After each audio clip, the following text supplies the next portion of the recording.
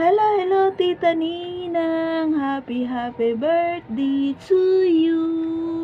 Wish namin sa'yo na stay healthy and young and beautiful. Ingat ka dyan palagi sa iyong trabaho. At saka, i-enjoy mo ang araw na to kasi ito ang iyong special na kaarawan. Tsaka, and congratulations din kasi malapit mo na ma-reach ang 9,000 subscriber. Yay!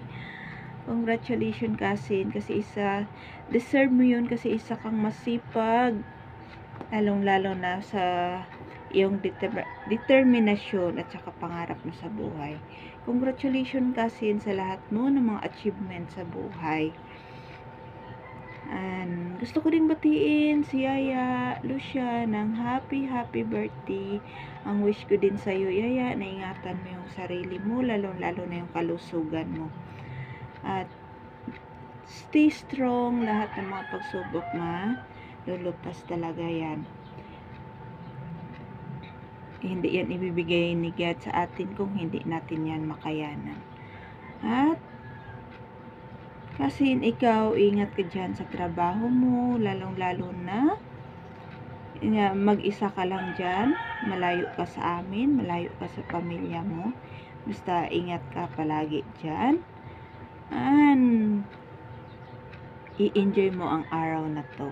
At saka, more blessings to come, Cousin Lydia, and God bless you more.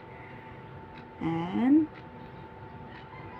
salamat sa iyong isa kang mabuting pinsan at saka mabuting kaibigan, lalo na sa mundo ng YT.